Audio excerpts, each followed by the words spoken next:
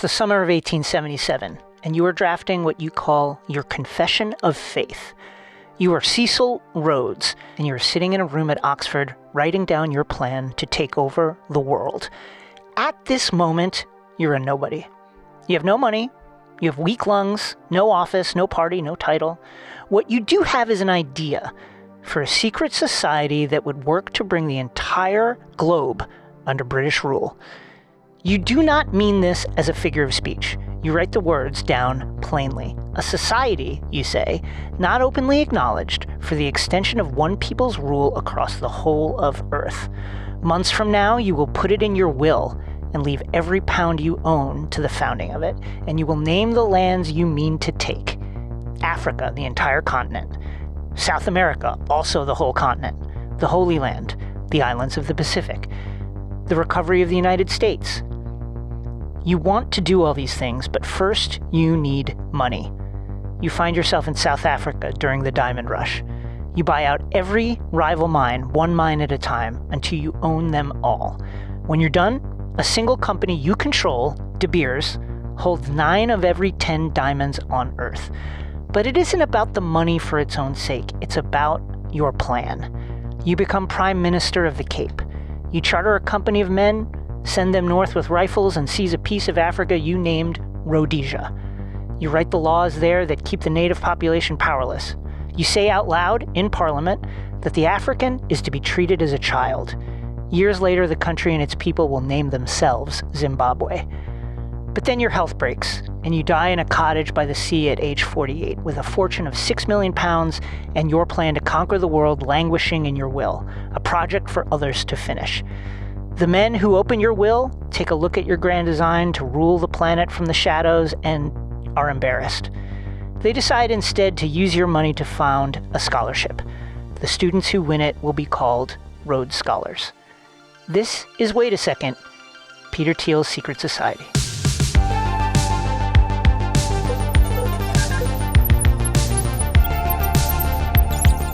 Welcome to the show. I'm Jason Concepcion. As always, that's Tyler Parker. What's up? Today, we are delighted to be joined by actor, writer, and comedian Adam Conover. Hey, thanks for having me.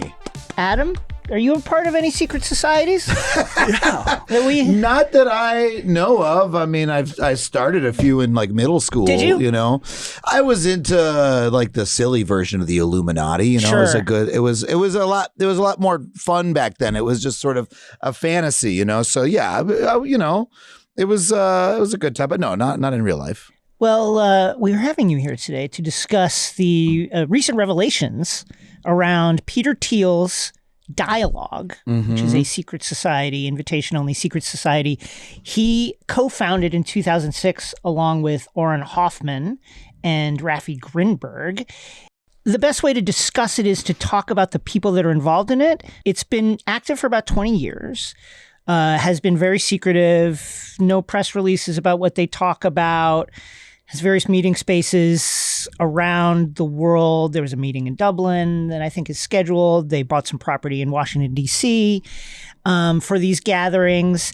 And the membership is eclectic. More than 200 people from a variety of powerful, influential spaces. There is the Scott Bessent, the current Treasury Secretary. There is the current commander of NATO, Thanos from the Marvel movies. Yes. No, I'm aware.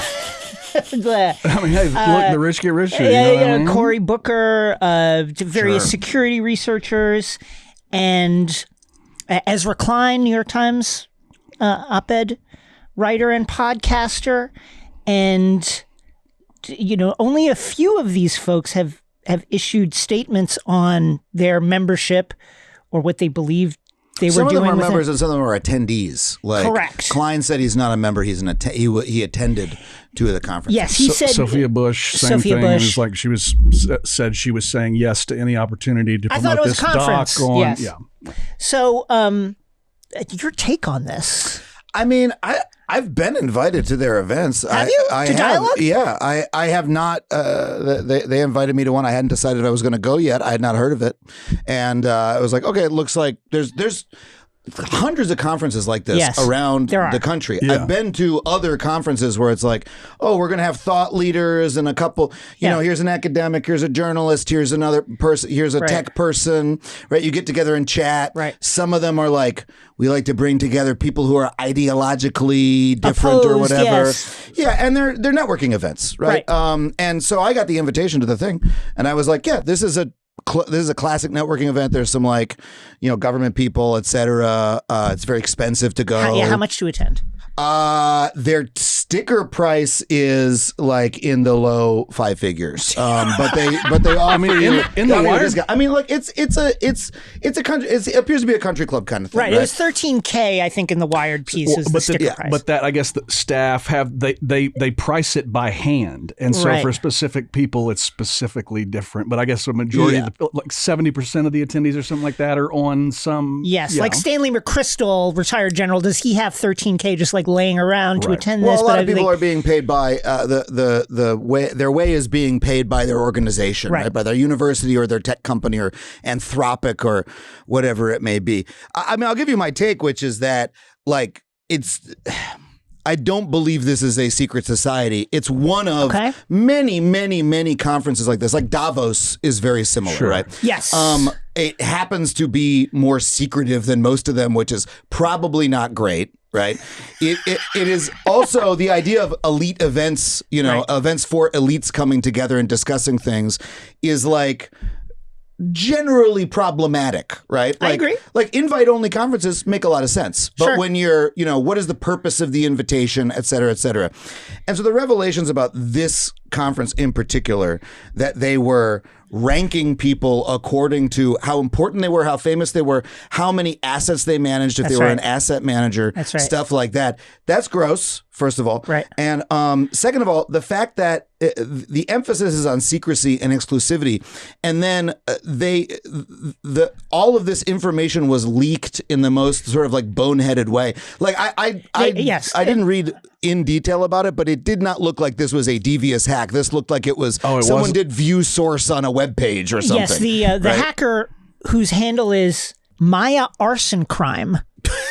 All stylized, all lowercase, specifically. Hell yeah, Maya. Was, I think, tipped off to the fact that the directory on the website was unencrypted and went in there and I think did a version of what you said and got a lot of information from the source code. Now, but from the way it was explained, it required no sweating whatsoever or no maneuvering of any kind, really. It's there. It was quite easy to do. Now, some of the details that were then leaked was, to your point, there was an internal ranking system, so not front-facing to the participants or the members. A, B, or C, with C counterintuitively being the lower value. And but C is for the best, right? Well, let me see.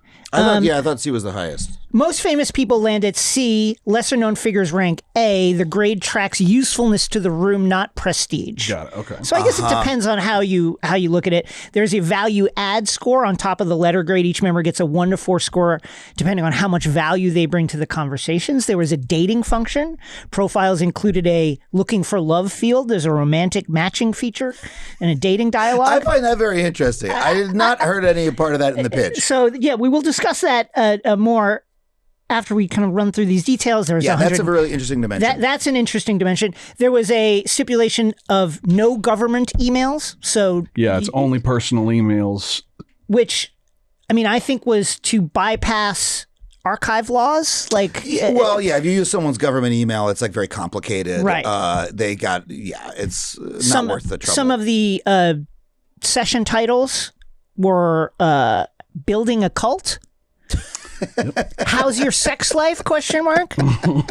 Navigating World War III. Yeah.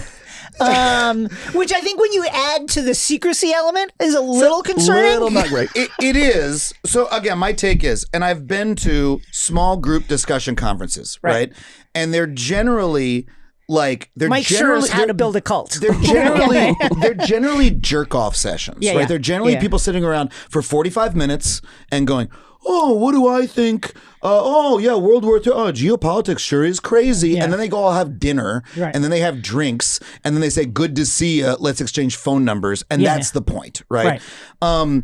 But if you're going to have a secret conference and you're going to have what sounds to me like a tongue-in-cheek title, How to Build a Cult, and then you're going to leak it, this adds up to something that looks very, very bad, right? And I think to me, it looks like this is something that is banal, fundamentally, and that doesn't mean that it's not bad, right? It doesn't mean that banality can't result in something bad, but they did it in such a way that it looked like they had something to hide, when in fact they're just trying to create exclusivity, because exclusivity fundamentally is bullshit, right? Yeah. Like, have you guys That's what the people are paying for, to feel like they're in an exclusive environment. I don't disagree with any of this. Have you guys ever been on Raya? Have you ever? Yes. Briefly was on Raya. I was also very briefly on Raya, because I was like, people were like, why don't you go on Raya? I checked it out. First of all, it was like $100 a month or something. And second of all, people are paying $100 for Raya a month. Well, I think to like juice your profile, there's like multiple levels, but the cheapest level is probably 5 times as much as Tinder. Right? Raya Select is worth $150 a month, whatever. And none of the people, like, you can hit like on as many profiles as you like. People do not reply, because the reason they're on Raya is they wanted to feel important enough to get into Raya. They wanted to apply to Raya and then be like, well, now I'm in. They don't give a fuck what's actually happening on the platform. And that's how exclusivity works. I want to get into the exclusive club. Once I'm in there, who cares? Right? It's not that great. And this is like what they're doing here is they're trading on exclusivity and secrecy in order to make people feel important, not because they're doing something necessarily nefarious. Now, the banality of it is like, people like Ezra Klein, rubbing elbows with, other elites, right? Like on the regular. Is that bad for society? I think you can really argue yes. But it's a gradation. Sometimes I go to events like this because I'm like, there's going to be some fucking weirdos there, and I want to hear what they say. Yes. It is interesting to hear what weirdos have to say, and I think often very bracing to discover that the front-facing personality of a person is actually what they believe. And you can find that out at things like this. I've had an anecdote for years. I talked to a guy from a ride-hailing company, right, at a conference like this. I happened to be in a room with a guy who was worked for a ride-hailing company and told me. Are you saying riot handling? Ride-hailing. A ride-sharing company. And was saying such sort of, to me, wild shit about what they thought the future of self-driving cars are going to be. And I was listening to this going like, you're full of shit. This was years ago. I was like, you're full of shit. It's not going to be like you're saying. He was saying, we're all going to buy our own cars and rent them out to them, right? Like I'm going to buy a self-driving car and I'm going to lease it out to one of these companies to drive around when I'm like, I'm not fucking doing that. No, neither is anybody else. But hearing that that's what they thought, that was like interesting to me, right? And that's like something that I've used to inform my work since. So here's my theory on what this organization started as. Yeah. I think an important detail about Peter Thiel is he once said that he fundamentally does not believe that freedom and democracy can coexist. And then this was a 2009 paper that he wrote where he first posited that. Is also obsessed with the Antichrist and clearly secrecy. So I think that what happened is, so this was founded in 2006. Thiel at this time had just made big money from Facebook, but was not yet a billionaire. And my theory is that, seeing this kind of CEO disease start to settle in, where a person accrues wealth, they accrue power, they accrue influence, and they stop getting actual opinions from people because their own opinion is so life-changing and important to the people around them that it becomes impossible to get like real information. Yeah. So I think Peter Thiel is seeing this happen to himself and is like, you know what? I'm going to just start this group that gives me cross-domain opinions from people in the military and people in tech and people in entertainment and people who are opinion writers, so I can get like what people really think about things. And I think that's how it started. And then the secrecy settles in. He becomes more wealthy, more powerful. This group buys property around DC. So clearly there's some sort of influence thing happening here too, like a lobbying element to it. And I think, Peter Thiel is an extremely smart guy. I think what another element of what Dialog is one, when you look at the dating part of it, there's clearly some sort of ambient intelligence gathering operation about these people, right? Not in the spies and the CIA sense, but for whatever Thiel's own use. Like, what are people into? I mean, like, who's hooking up with who? Like, what are you willing to put down? And what that information is going to be valuable to him somehow. Two, there's the lobbying element. I think there's the idea of can I influence decisions in Washington and other centers of decision-making power. And then the third, now this is the conspiratorial leap. I also think an element of this is it solidifies Thiel's place in the hierarchy within this scheme. Like, if you look at who has been hurt by these revelations, it's not Peter Thiel. Peter Thiel's like, I'm at the center of this. I'm at the top of this. Nobody thinks any crazier thing about me than already exists out there. It doesn't make me look bad. It makes Ezra Klein look terrible. It makes Thanos look weird. It makes we gotta read Thanos' self-written bio at the end of this. It makes It makes the Secretary General of NATO look like, what is he doing? And it makes me look just like a very powerful guy at the center of all of this. And I think that too advances Peter Thiel's position within this kind of scheme of elite power brokering. I mean, there's levels of this, right? If someone throwing an event, first of all, is always throwing the event to improve their own position and to learn about other people. When I was an open mic comic, I started a stand-up show so I could book other comics, and then they would want to get on my show, and they would owe me something, not in a big way, but like then then they book you on their show, and then you get to know the comics better, and then people go, oh, were you on Adam's show? That's a good show, right? So on some level, he's doing that. Like, he wants people initially to go, oh, hey, were you invited to Peter Thiel's thing? Oh yeah, I met that person at Peter Thiel's thing, right? And then he gets to generate some amount of he becomes familiar with all these people, right? They have their little notes that they keep on them, and they have some sort of track record with the person. I think you're absolutely right about the reason that he would want to talk to these people in the first place, because he's in a bubble and I can have my little salon. Like, that's something that rich, wealthy people have done forever.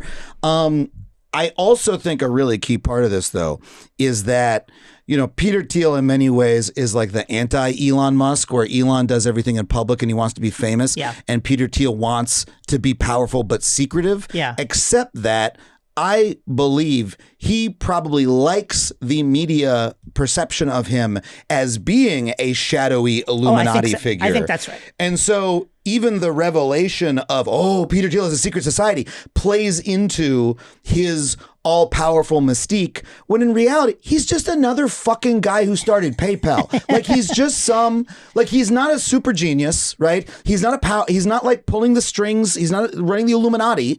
He's just yet another billionaire. Or do billionaires have way more power than they should? Absolutely. Do they control way more than they should? Absolutely.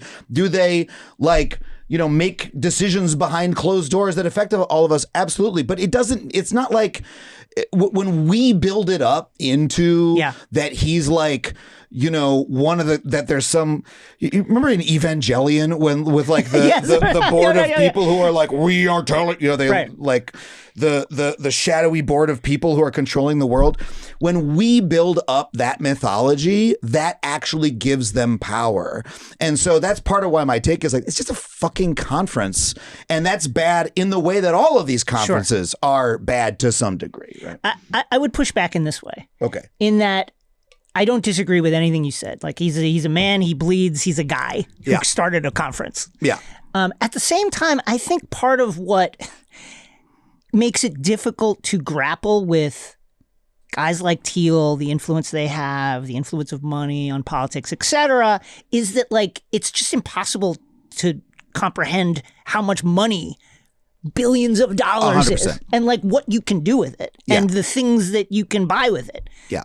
the amount of influence that you can actually affect with it, and the fact that I can't possibly comprehend how much money that is and what to do with it, leads to the exact thing you're talking about, which is natural mythologization. Because I have to imagine. I have to take a creative leap to try and put myself in the shoes of a guy who started this and now has, I think, like 40x as much money as he had in 2006. Like, it's literally unimaginable. I can't imagine it. Yeah. Do we want to talk a little bit about just the actual way that these things are structured? Because I think whenever I first heard about this sort of thing in a conference, I'm imagining a lecture basically in my head. But reading more about this, the format is very small. It's very small groups. Yes. They're basically these like facilitated breakout discussions. Yes. Yeah. In tinier groups with assigned seating. And so part of that grading system, part of that stuff goes towards, okay, and the matchmaking stuff goes towards, okay, these are the types of people that this person should sit by. That's correct. So yes, they're small groups. They give everybody some sort of handout that basically says, hey, no monologuing, let the conversation flow. And don't say too many things that are going to sort of reflect your status. We don't want you to make people. Yeah. Right. Don't signal how much wealth and power you have. Because they're bringing together people from different backgrounds who have different. If they're bringing together someone who like literally is high up in the military currently, right, and they're bringing together a tech person, and they're bringing together a journalist, right? Like Ezra Klein is a journalist still. He's making, a hundredth of what some of those people are making. They all have different statuses in life, and so they're trying to like level people in those groups. Again, I've been to conferences that have rules like this, and they're trying to get people out of their social box, Right. And a lot of times this sort of conference is like, hey, what do you guys want to talk about? You come up with the conference. Yeah. And again, that leads to like a lot of like masturbation in terms of like, what is the effect of AI going to be on job loss or whatever? And maybe that conversation is interesting. Maybe it isn't. But again, you're right that they sort of will pair people up socially in order to be like, oh, this person would be interesting in conversation with that person.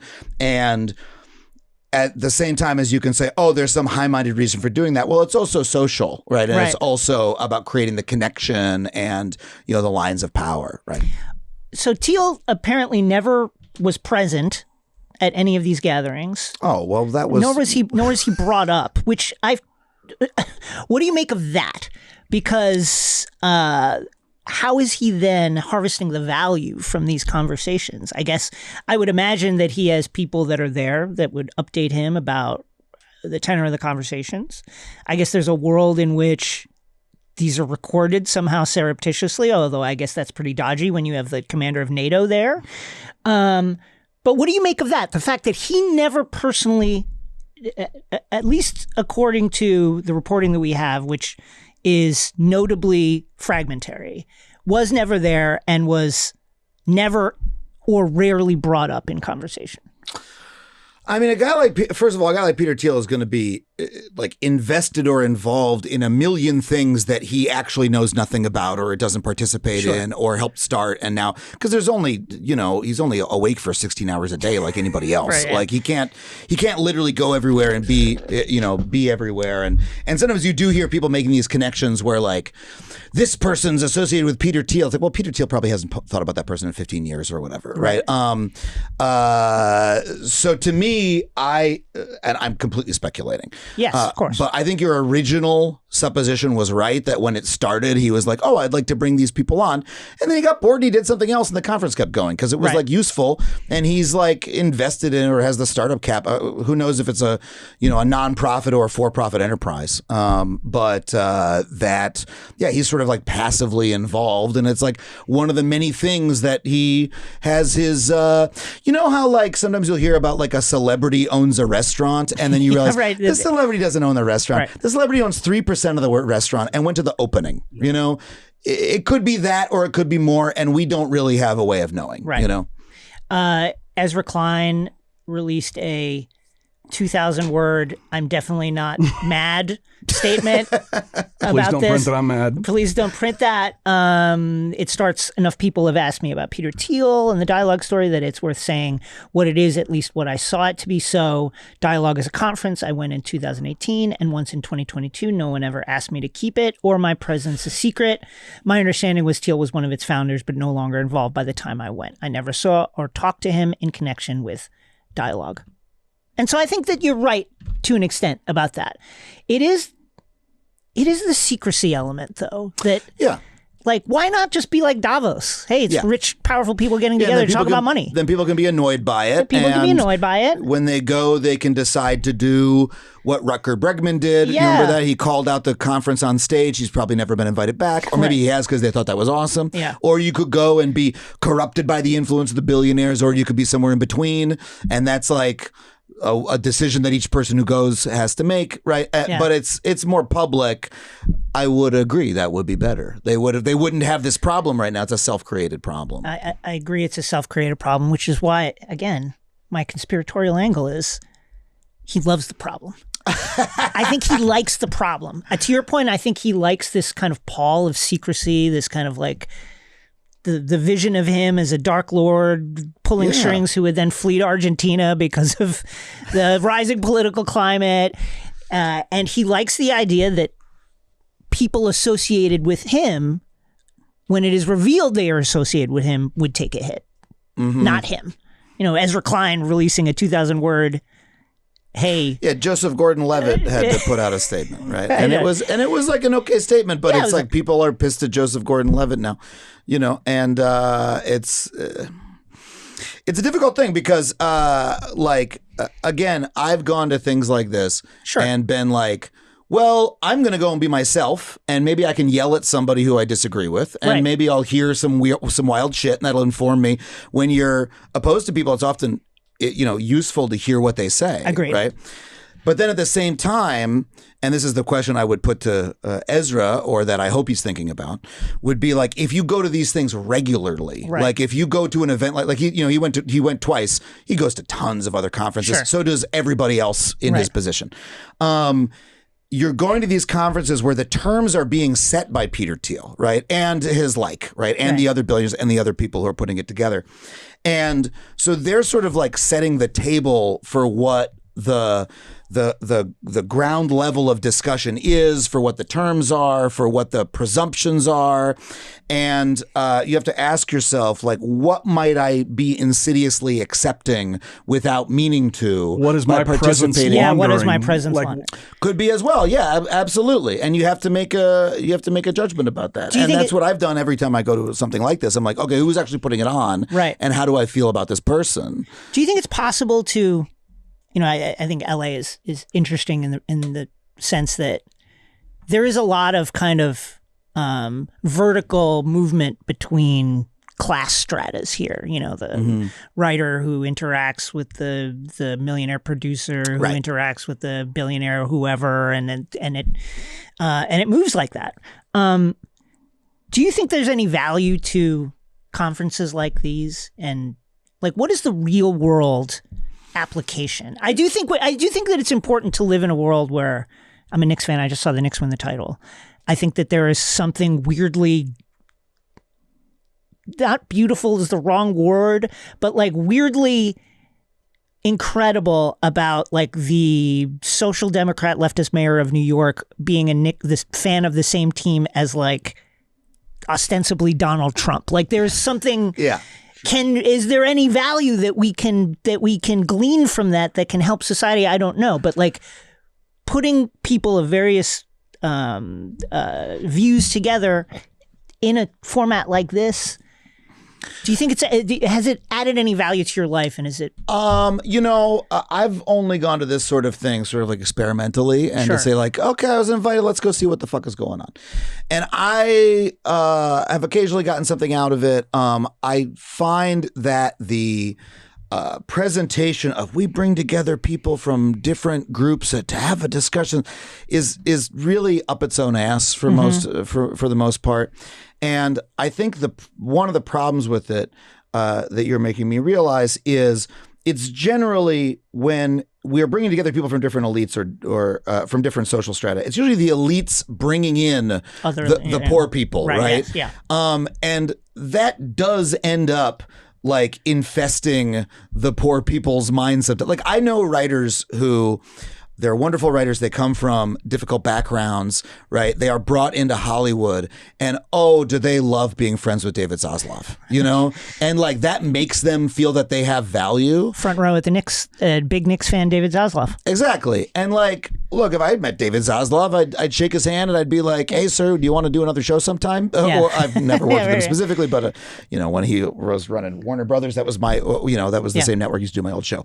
So like, yeah, you got to have some level of interaction. But there are also folks who they get so wrapped up in the elite approval that it does change them. That's human nature. Yeah, that's going to happen to some percentage of people. What I think would be more valuable, or what we could see more of, is it going in the other direction. I'd like to see the elites go slum it and hang out with everybody else.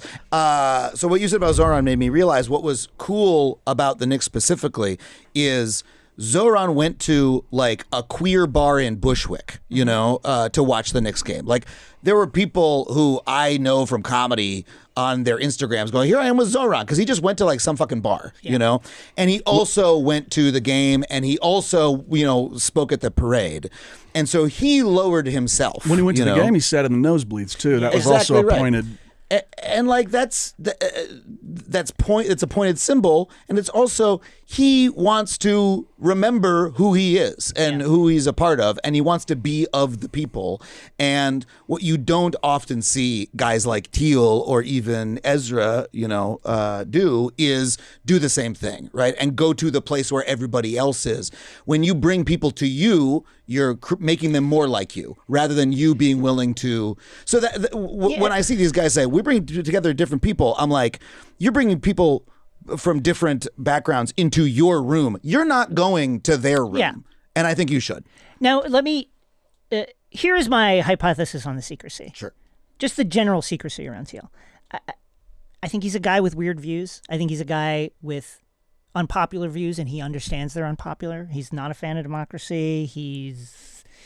Is promoting this Antichrist reading, which is like heavily based on, you know, this sounds crazy to say, but it's like heavily based on European law from the rise of the Nazis period and philosophers who were active at that time. He's saying that Greta Thunberg is a legionnaire of the Antichrist because she's preaching sort of about the environment. He feels that this just makes someone the Antichrist. Like as a brief, in this philosophy, an Antichrist is a person who's capable of marshaling tremendous attention in order to create this kind of Sauronic security state around them, which seems to be what he's doing, whatever the case. And so I think that the secrecy is an effect of the fact that Thiel understands, hey, like I believe some weird shit. People don't like it. And when I say it to people, they act weird. And so maybe I'll just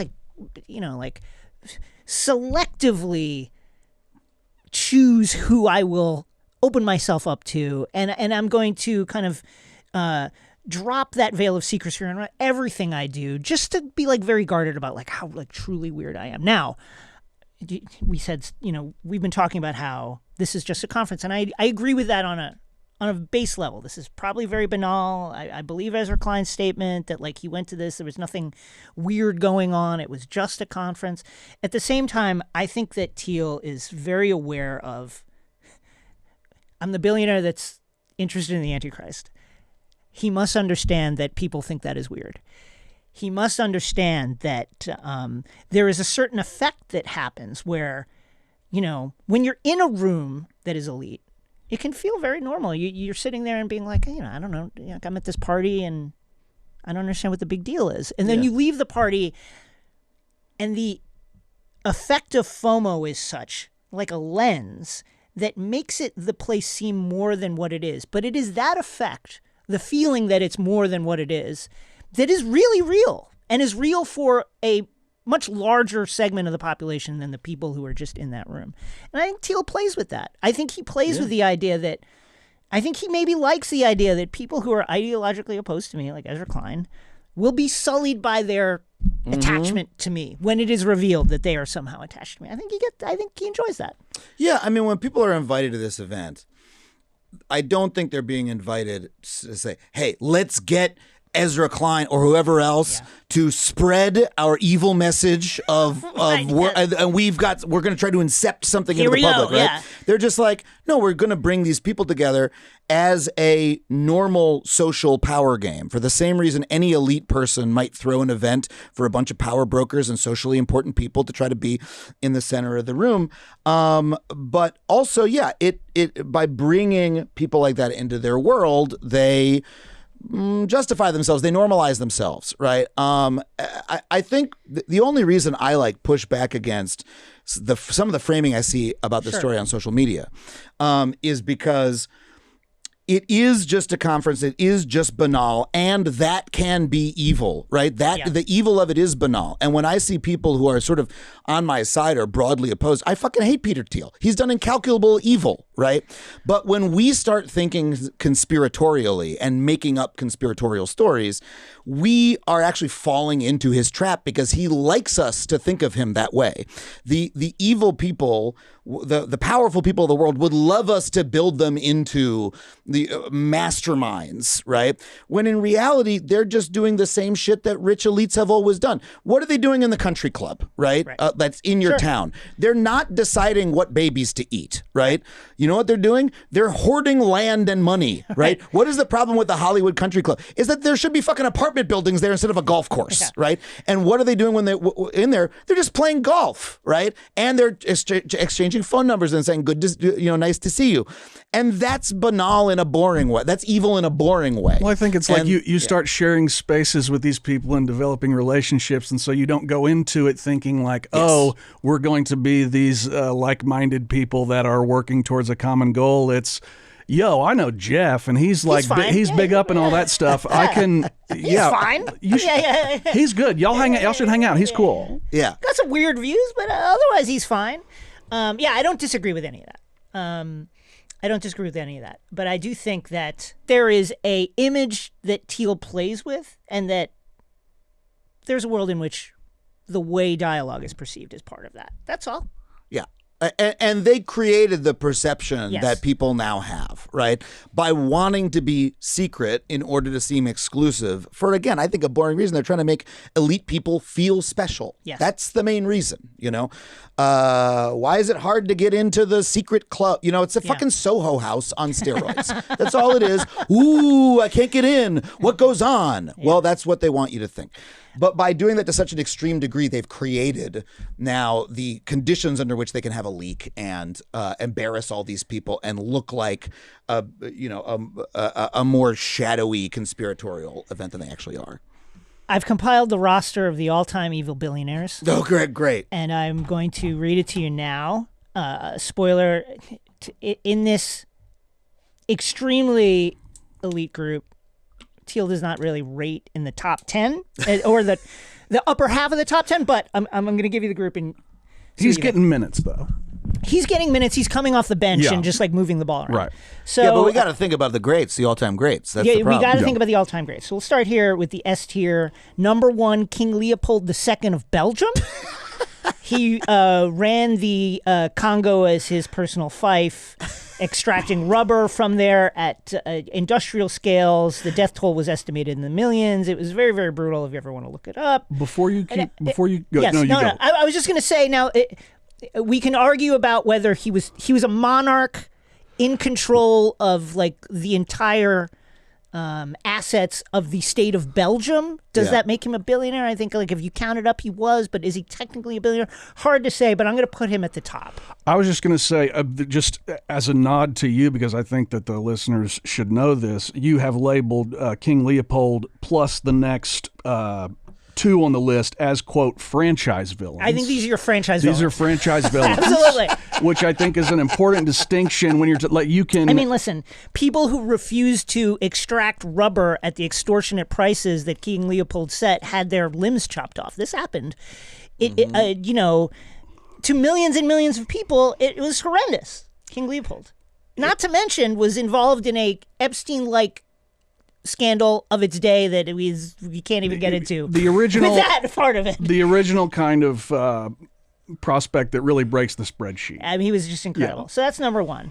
Where do we stand on like royalty being technically a billionaire in this list? I mean, it's funny because a lot of royals, depending on what country they ran, were actually massively in debt to various business people. They'd be like, they'd look wealthy, but in reality, the King of England doesn't he doesn't control. He has some amount of family money, but like. And then if you look at the 19th century, there's a whole lot of, countries, Spain's in hock to the whatever. So hard to say. Number two on the list, the Sacklers, the entire family. Yeah. So, Purdue Pharma, produced OxyContin, documented role in fueling the opioid epidemic, which they knew was happening and they looked the other way. Yeah. Took roughly $10.7 billion in distributions while this was going on from the company, agreed to a $7.4 billion settlement, which they then fought every inch of the way. And, I think it's a deep roster. Like if you're looking to build a team, you've got the entire family there, the Sacklers. Number two. What do we think? I think they are very evil, and I think that King Leopold, a little bit hard for me to relate to his mindset. Sure.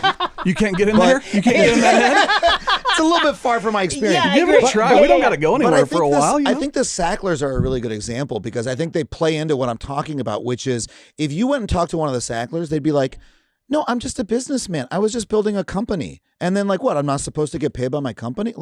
This is normal shit. What are you talking about? I'm not evil. I'm just some guy. And that is the way evil works, and it's the job of the rest of us to stop people from doing that, because that's what it's human nature is to be that evil when presented with that opportunity. And it's actually a normal thing. They've got their name on about so many museums. It's kind of crazy. The Sackler Wing. It's just insane for poisoning a good portion of the country. You know what's really funny is if you go to where the best art is, it's usually an evil place. Yeah. Yes, 100% it is always an evil one of the best art collections in America. I was in Houston doing stand up, and my friend said, "Hey, Houston's got really great art."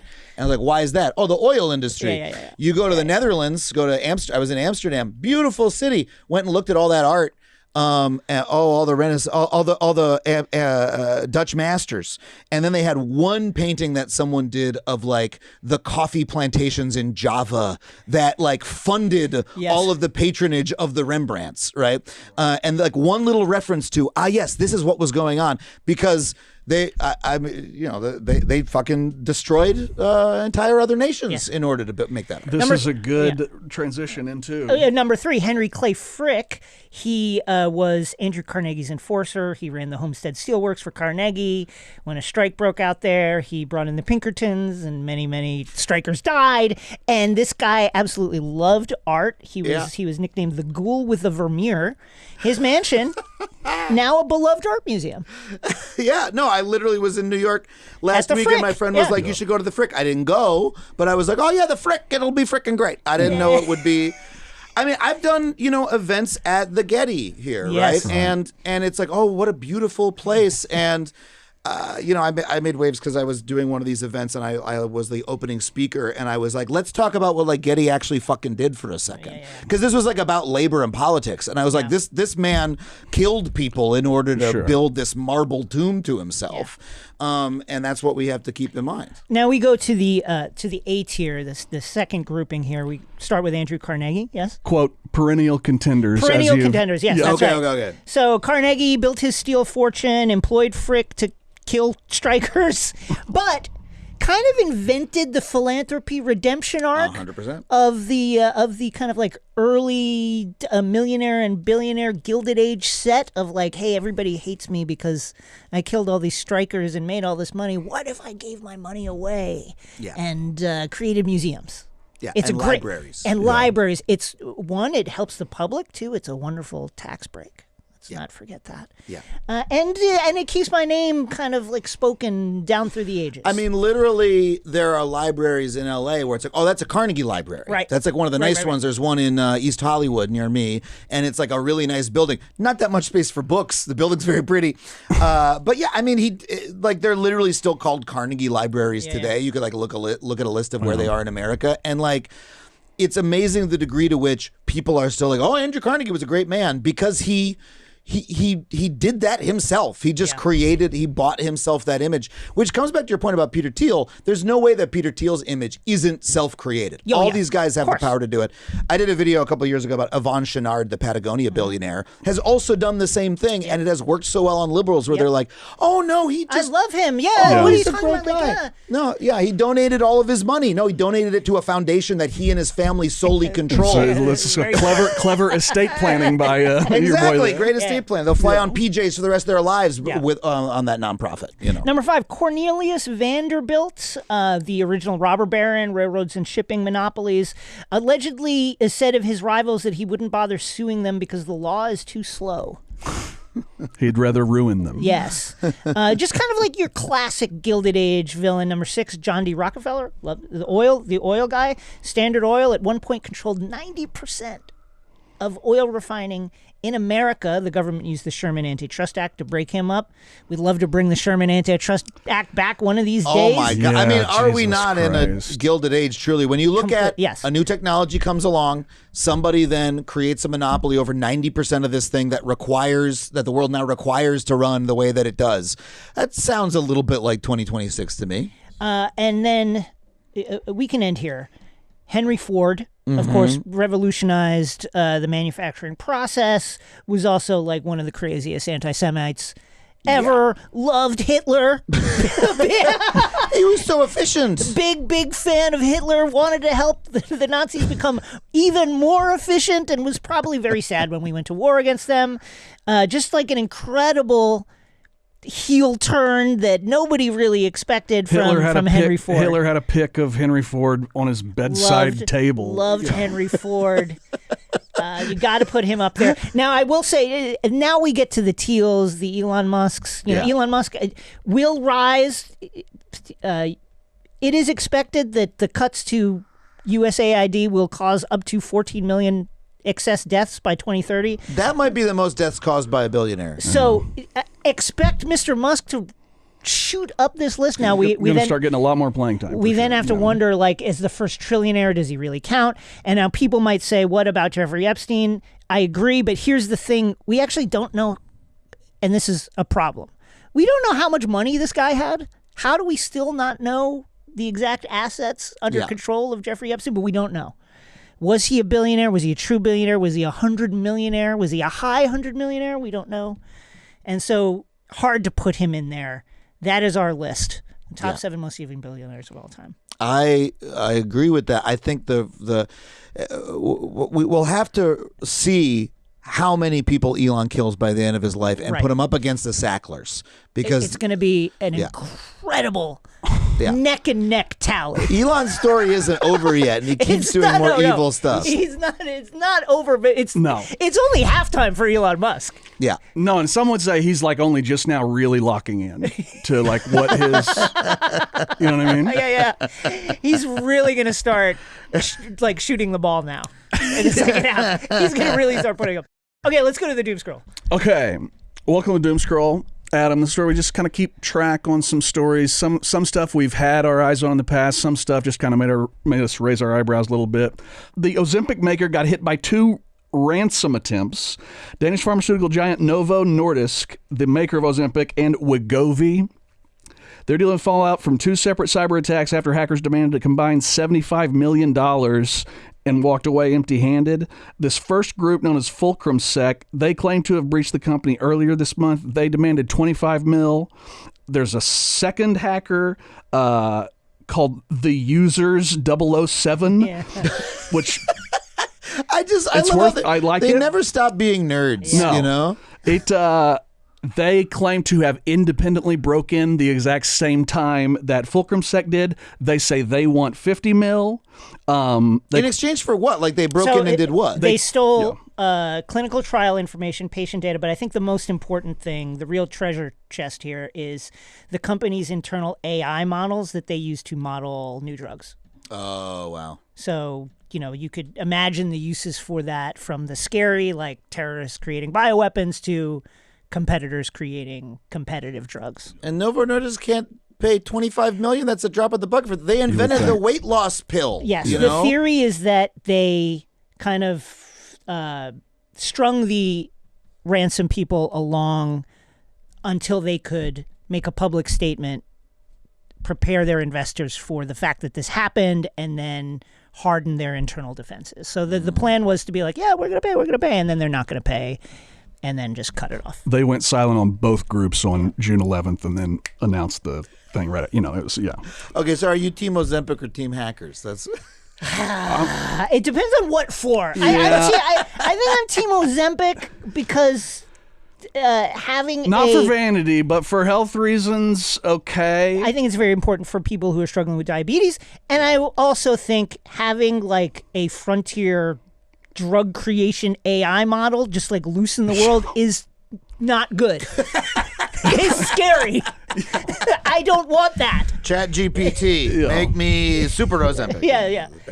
What's next? Well, let's stick with pharmaceuticals. So, this is great. Yeah. So there's millions of Americans right now are waiting for access to a powerful new obesity drug from Eli Lilly. This drug is called Retatrutide? Sure. Retatrutide? I'd say probably Tide, probably. Tide. Retatrutide.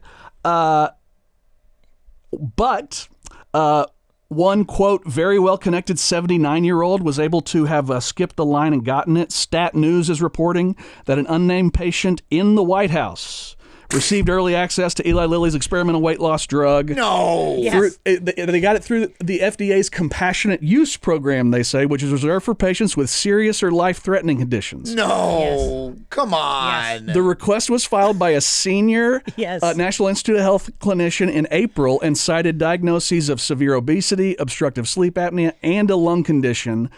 Stat asked the White House about this, whether the patient was President Trump, who was 79 in April.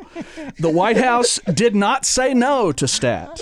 It just referred them to Health and Human Services, which also declined to answer the question. But I mean, I look at Donald Trump and I see obstructive sleep apnea. For sure. Yeah. Listen, surprised that guy doesn't walk around with a CPAP on his absolutely. face. He would probably be feeling a lot better if he just had an oxygen tank. Now, right? Now what's interesting is the what is it? Refractive obesity, I think, is what the term is. Apparently refers to a type of obesity that does not respond to any of the drugs that are currently available and on the market. So the guy's on the stuff, apparently, if it is indeed who we think it is, but is apparently his obesity is not responding to Wegovy, to any of the GLP-1s. There's a special... such an intense obesity. I think the hunger is so insatiable. It's just not turning him away from the Big Macs. Yeah, I know. It's supposed he's looking. I want to eat it as much as I can. I still want to eat it. Still want to eat the Big Mac. Okay, what's next? We got a Mythos update. Anthropic's Claude Mythos. They recently broke into all of NSA's classified systems. It only took it a few hours. Was this like a test? Okay.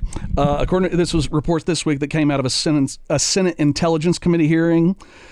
The biggest issues, though, there's a rift between the government and Anthropic, and it seems like that has sort of less to do with that stuff and more just the personalities at play. A few weeks back, Anthropic revokes access to Claude Mythos 5 and Fable 5, which is this new fancy name they had given their most powerful kind of thing. They did this due to a government directive citing national security concerns. We talked about that in a past episode. Since then, words leaked that these two sides just they can't talk to each other. It seems as if there have been, first of all, AI should be regulated. We agree with that. Yes. Yeah. So do most Americans. Yeah, the current administration has been very wishy-washy on that, where they came in, immediately overturned the Biden-era strictures on AI, and we're like, hey, just laissez-faire, let's go. Now they're cracking down on Anthropic when they have created this apparently frontier model that's very good at cyber stuff.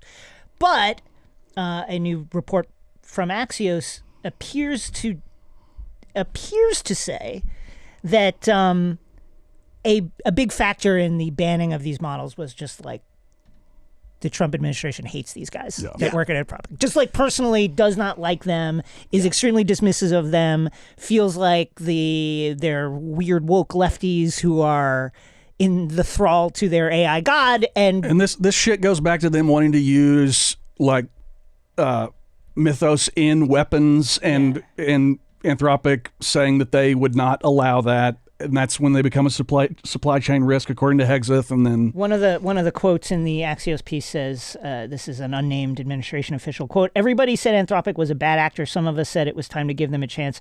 Now those people are questioning that they, meaning Anthropic, screwed us." It's so funny how again this comes back to these are all just guys at the end of the day, who don't like each other, and they don't like each other, and that's what's nice about seeing like Elon Musk be so on tilt in public all the time is you're like, oh, he just fucking hates Sam Altman and he's on a drug binge and he got mad and he sent some emails and like that is what it comes down to at the end of the day. Like these guys, they have the same 16 hours a day the rest of us do. They're not super geniuses. They're just people who are just Sam Altman's just a fucking manager of a company. So's the guy who runs Anthropic. And so, and they call the White House on the phone and they don't get along. Like it's not, I love how as much as they're trying to replace people, the whole world is just people knowing each other at the end of the day. That's what I like about stories like this. Yes. What is next? So Ukrainian drones are exposing some gaps in Russia's defense. Analysts are calling this the largest drone attack on Moscow since the war began. This weekend. Ukrainian UAVs struck the Russian capital on June 18th. They blew up a major oil refinery and forced evacuations at the country's largest airport. So they got a dense skyline over in Moscow, apparently. And these drones are able to get some nice cover from the radar and blowing shit up. The video from that raid on Moscow is insane because like there's a highway and just cars going by. And there's just like dudes with shoulder launched like man pads like shooting over the traffic, just being like, I don't know, there's one shooting over multiple cars. And then there's a video I urge you to look up because it's fucking crazy. So the attack was centered on like oil production facilities around Moscow. Obviously Russia, huge landmass, 9 time zones, they need gas. And one of these man pads misses a drone, goes like, whoop, hits a vat of gasoline and sends the lid fully intact, like it popped up 500-600 feet straight up in the air like a cartoon. And this was just a guy who missed with like a shoulder-launched anti-aircraft missile. And it just had me thinking, like, God, first of all, we are in a dystopia. This shit is happening. It's crazy that this is happening right now. Yeah, right now. And the implications of it are crazy for the world and for us. And just the fact that, like, one of the most guarded capitals on the planet is vulnerable like this makes you think. I mean, it's crazy. Russian systems are designed for large metal targets, like we used to have for cruise missiles, things like that. And, they weren't planning on plastic, plywood. I watched this like Ukrainian propaganda video of like how many of the guys they're killing in Ukraine. And it was one of the most truly sci-fi dystopian things I've ever seen because it's a bunch of like middle-aged Russian soldiers in a field, like walking forward, just going like, as the drone comes in and like murks them. And it's just like, wow, from the drone's POV. POV. And it's like, no bullshit, a 10-minute supercut of that. Wow. And it is just like, fuck. Yeah. This is the world we live in. It's crazy. Well, I don't understand, and I don't follow foreign policy as closely as I do other issues. But the pattern for like a couple of years now has been you'll hear about something happening in Russia/Ukraine that is the craziest news story you've ever heard, and then you're like, "What's going on with the war?" That's pretty much the same.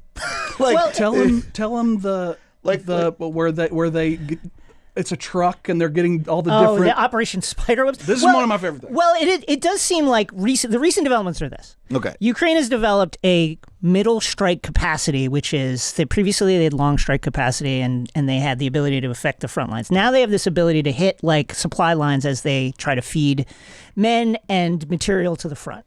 And this has really affected the war recently. Russia may respond and may catch up or whatever. But there was this raid last year and a half ago called Operation Spiderwebs. They hired trucking from inside Russia to take a load deep into the interior of Russia. The guys didn't know what it was. They're just hey, can you drive this somewhere? Drive this rig somewhere? They get close to their target, and they tell the driver, like, oh, pull over here. You're going to meet the guy who's going to take the load. The top of the truck opens up. Drones fly out.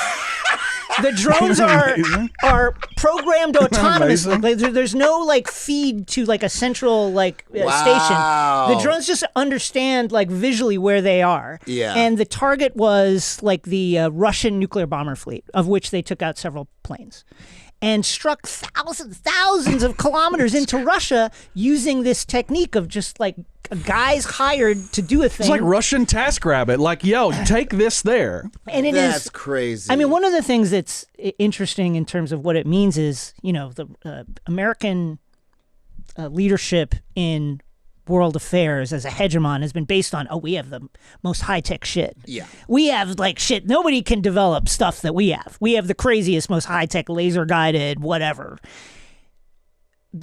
Ukraine is getting this edge based on stuff that's like $8,000 per drone. Yeah. Like, it's very, very cheap. And they're leading on this, and it is kind of like completely upended the way the world does war. Look at the fact that Iran held us off, basically beat us with a fraction of the GDP that was brought to bear. So this is like world-changing stuff, and it's very crazy. Very crazy. I mean, innovation is not just the technology that you have. It's what you do with the technology that you already have, right? Yeah. Why does Nintendo beat PlayStation every year, right? Even though the hardware is not that good. Yeah. It's because they do something more interesting with it. That's a great point. And it's the same with war, right? It's the same with what do you do with the thing you actually have? What also strikes me, though, is that like what you're describing is, I just remember a couple of years ago seeing there's like a nonprofit called like Stop Killer Robots that was trying to get regulation around like assassination drones. That would be great. They were specifically had like a short film about like, imagine an assassination drone coming in and blowing up a particular person, and we're like everything that they predicted is coming true. Oh yeah. And like, how could you ever put that back in the bottle? It's afterwards. Not going to go back in the bottle. And if God forbid we ever go to war with whoever, this stuff will happen here, and it's very scary. What's next? Yeah. Catherine Lanasa. Oh, I love this Nurse one. Dana from the pit. Okay. She was once married to Dennis Hopper. Okay. She was the fourth of Hopper's 5 wives. Okay? Just stay with me here. I love having like celebrity relationship gossip explained to me because I don't follow it at all. Right. And it's very funny to okay. No, this was from 89 to 92 they're married. Okay.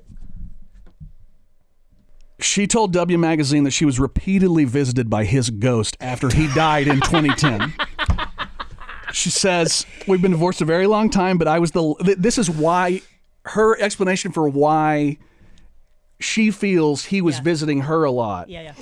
We've been divorced a very long time, but I was the last wife that he'd been with that he wasn't currently divorcing. What? So I think we can say it again just so people can unwrap it, because it is a little naughty. So I think what she's saying is when Dennis Hopper died, he was trying to divorce the woman he was married to at that time. So he wouldn't have visited her. He hated that bitch. Yeah. Right? He didn't like her. He came to me. Right. Because we were on good terms. We had reconciled. Right. That's exactly right. Love that. So I think that level of intimacy when you're dying is maybe only something you can do with a partner. Apparently it's scary. It was scary at first. He was in a wheelchair and he was like falling down at the Academy Awards. This was in the Vision. When he came to her. The Visitation, I should say. But the last time he came to her in a dream, he told her that he was okay. She said we were both in a cafeteria in Greece, and he told me that he was okay and that he wasn't in pain anymore and he was good, and I never heard from him again. His soul found peace. Do you peace. believe in anybody here believe in ghosts? Oh, hell yeah. God, Yeah? no. Okay. I believe people see things Sure. that are, because the human mind Yeah. is insane. But yeah, no. I think, here's my take. I believe in ghosts. You do? Hell yeah. The reason why horror movies don't scare me, I can watch them at 2 a.m. go right to sleep. Yeah. Especially the ghost ones, is because I think ghosts are essentially, it's a positive story, guys. Yeah. Even like the haunting of Hill House or whatever, if ghosts exist, death is not the final thing. Yeah. Life goes on. Isn't that even if, the ghost is haunting you and saying crazy shit and you see like visions of like a bloody person in the mirror. You'd be like, hey, at least I get to be a ghost. A child on fire. Yeah, I'm not going to be a weirdo unless I want to. If I want to be weird when I'm a ghost, then I've earned that right, but I'm not going to, And moaning, like, is that scary in the moment? Yes, but here is the headline. Death is not the end, and I think that's very positive. You have an opportunity. What Lanasa is saying to you is you will have an opportunity when you die to haunt people who might have wronged you. This is a very uplifting message. To visit the person who you were married to, who you were not divorcing at the time. Yeah. And I think that's a beautiful story and a beautiful place to end. I think it's beautiful that there's nothing after death. You just wink out, you're gone. You don't have to worry about anything. I'm going to be like, well, this is your fucking problem now. I'm keeping my options open. Yeah. Adam, thank you so much for joining us. Thank you so much for having me. Thanks, Adam. Yeah. Oh, it's been wonderful being here.